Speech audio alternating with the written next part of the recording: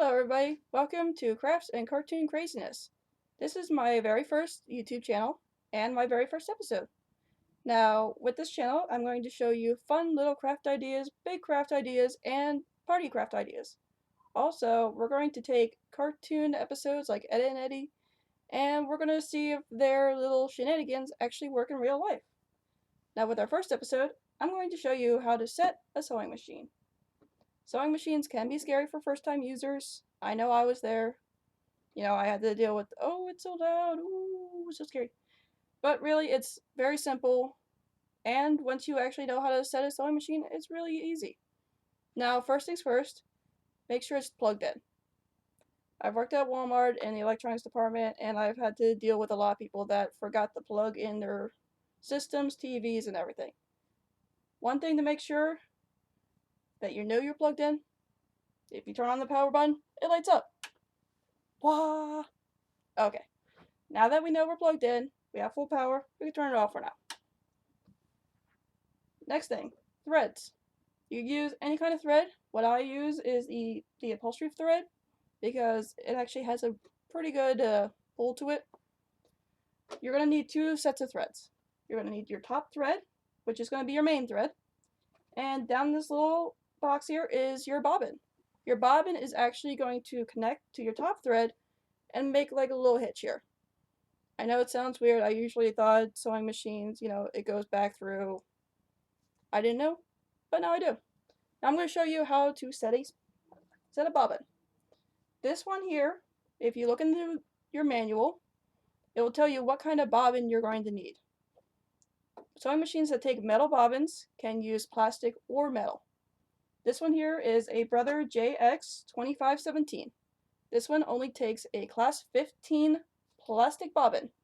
There it is, look at it, it's so shiny. I can't use metal with it. I can't use any other class.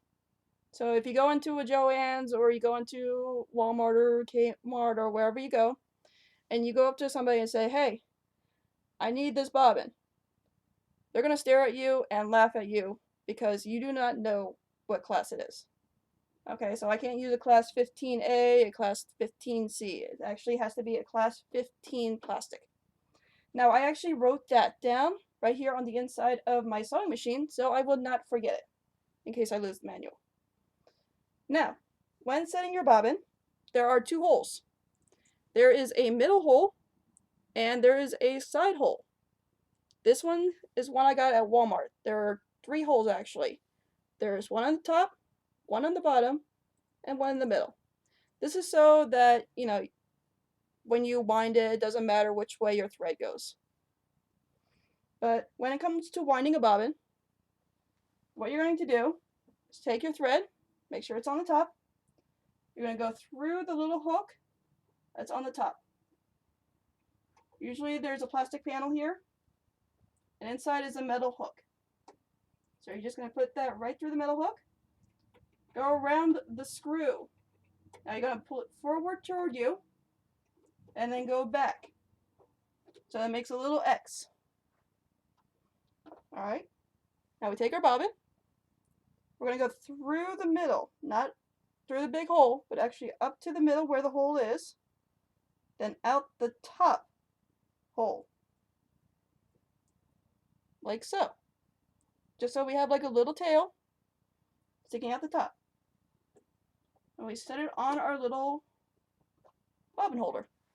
Every sewing machine, you'll see, will have this little holder here. Now once we have it set, we're going to push our bobbin toward the little plastic knob here, holding the extra tail here. We're going to turn it on. Now since that's set over here, it's not going to start the needle. So what we're going to do is we're going to hold on to the tail, and we're going to push down our foot pedal, just like so, and it's starting to wind the bobbin. Once we get one good layer of thread, we're going to stop, let go of your tail. It's going to do some sort of weird pigtail where it's just going to start spinning. Take our crafting scissors. These are different than our fabric scissors. Fabric scissors, make sure nobody touched them. Alright, these are only for fabrics. Crafting scissors, they could be for tape, thread, blah, blah, blah, anything else. But fabric scissors, nobody touches them. Only you. Because they will wear down with any sort of other craft. And you really don't want to be cutting into fabric and having it fray out. So what we're going to do now, that we have a full layer on our bobbin, we're going to cut the extra. We don't need that. We can throw that out. Okay, now since we have a full layer, we can just let it collect more. You want it to be even. Okay, you don't want to have a big chunk up on the top and then, you know, a little bit at the bottom. It's not going to look right. Also, you want to make sure your bobbin is tight, wound as tight as you can. You don't want to have any loose strings or else it's going to get caught in the needle and you're going to have a booger. And nobody really wants a booger. Alright, because then you have to go back and re-sew everything. So, what we're going to do now is fill our bobbin. So just push down on the foot pedal and let it go. You can actually force the thread up to the top when it looks like there's more at the bottom, which is going to happen. So we're just going to fill that up. Nice and even.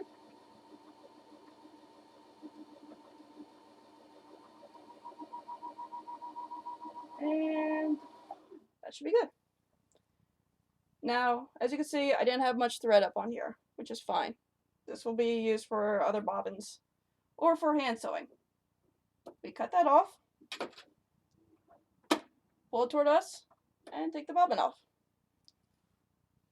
Pull the string tight, just so you have no slack in your bobbin, and you got a little tail at the end, which is fine. It's going to be good for putting our bobbin inside.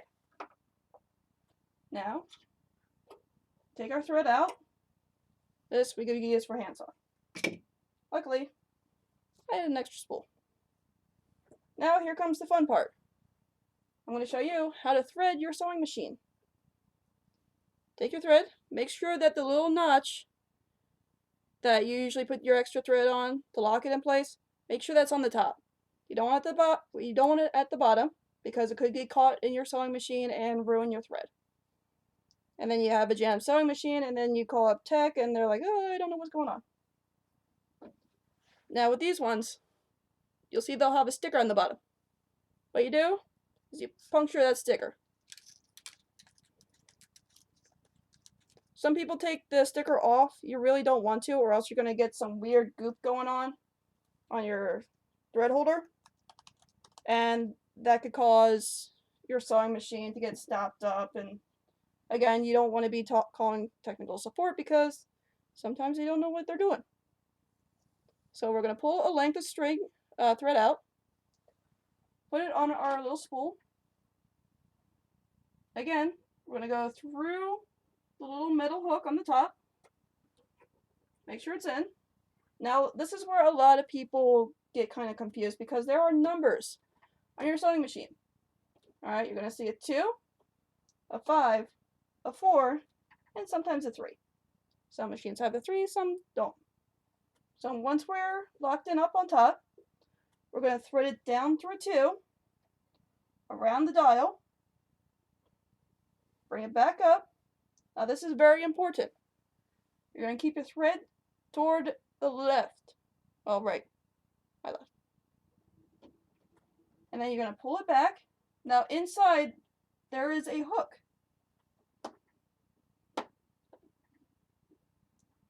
So you're going to pull it through. Crap. There you go. Sorry, I lost my hook for a second. Your hook's going to be on the top. Make sure it's always on the top. Mine was down because I was carrying the sewing machine upstairs. So, there's a middle hook. You go around the hook. Pull it toward you. Make sure that's hooked inside your hook. Hooked in the hook. Now that you have your hooked inside, you pull it back down. Now, some sewing machines, they have a thing called a automatic threader. These things, sometimes they're good, sometimes they're not so good. I don't have one on mine because I got the cheaper one.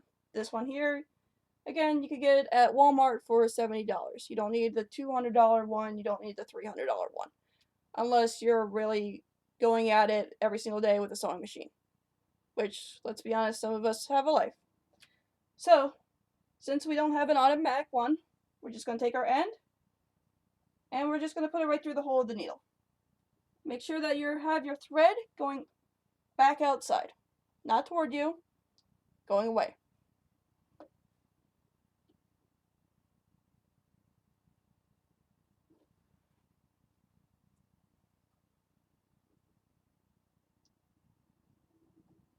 This is again why I like upholstery thread, because it doesn't fray, so it's easy to get it through the needle. Now that we have the top done, we gotta do the bobbin. So we're gonna pull the door out from the bottom and take it off. Oh my god, I broke it. No, you didn't. Set that aside. I'm gonna take out the previous bobbin I had in here, and I'm gonna load the new one in. Put in our little bobbin box. Now when loading a bobbin, there's going to be a little diagram at the bottom. It's going to show you which way to put your bobbin. So, is it going down like a P? Or is it going up like a 6? Mine actually goes down like a P. So the end is going down. So what I'm going to do is I'm going to load it in, facing the right way.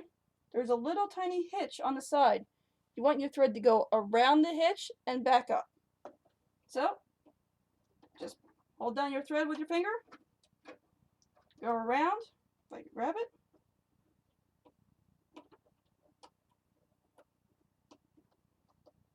now mine goes towards me, so I'm going to follow the little hole that's on the bottom, right here. Usually it goes up, mine goes down. Inside there's a razor blade. Ooh, sharp razor blade. We're not going to cut it yet. We're going to put the door back on, because you don't want to pull it and pops out the bobbin. Now that we have it set. So put your door back on, slide it on, pull your extra thread through, and cut it using the razor blade that's inside. Boop. Alright, done. Now we're set. We have our sewing machine all set. Now here with the JX2517, there are 17 different threads. Well, sewing counts. I usually like to use number 6 through number 11. Those are your basic stitches. They're not the ones that go side to side. They're not the ones that do like jitter, jitter, jitter, jitter, jitter, jitter. No, they are your straight up and down. Some projects will require you to fray it off at some point. That's why you use number 5. The section of 5 are the ones that you usually see on clothing where they put it on the edge of the fabric. You know, to make sure that the fabric doesn't fray out or anything like this. But I usually like to use 6 through 11. Some machines actually have a feature that do embroidery. I'm not that fancy. I don't like those ones. They're weird. If you want to do embroidery, they actually have that in Brothers also. Now, you could go over to Joann's or Walmart or so-and-so, wherever you get your fabrics, and they have these little quilters patches. Or you could get little scraps. These don't cost a lot of money and they're perfect for beginner use. So what we're going to do is cut this open using our regular crafting scissors, because we don't need our fabric ones. Now the quilter squares are good for first time users, because in the crafting world they're pretty much paper to us. They're cheap, you can get a whole bunch, and you can do whatever you want with it. It's how you practice your sewing machine. So now I'm going to take my fabric scissors and I'm going to cut a piece off, because we're not going to need all this. Doesn't matter, it doesn't have to be neat. I'm just doing this so I could show you how to properly use your sewing machine.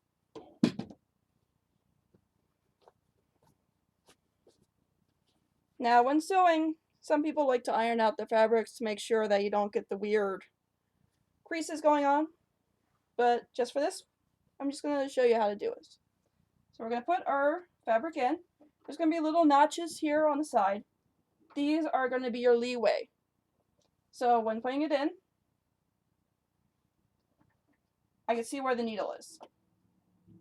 Okay, so if I need a big leeway, I put it more toward the actual machine itself. If I need less, I bring it toward me. So I'm just going to pick one. we'll do this to the side. Bobbin ducks. Alright, so I'm going to put mine on number 15. We're going to drop the hammer, which is a little kickstand in the back. Holding on to the extra thread from your top, you're going to push down on your foot pedal. I usually like to start off slow. Once we have a few stitches, we throw it in reverse, hold that down, and we're going to go back the same amount. Alright, now that basically locks it in so that your thread's not going to come undone later. It's pretty much the equivalent to having a setup knot. So, now that's done, we gotta let it. Back, and here we go.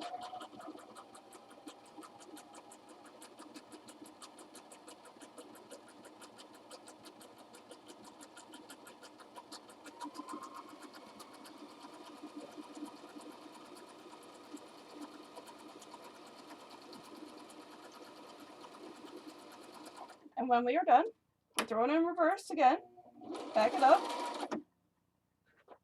Make sure your needle's up. That's a big thing. A lot of people forget that. Bring up the hammer again and pull it out toward the side. Alright, this is where we're going to cut the thread. Making sure there's a little bit extra hanging out for our next sewing. Pull it to the back.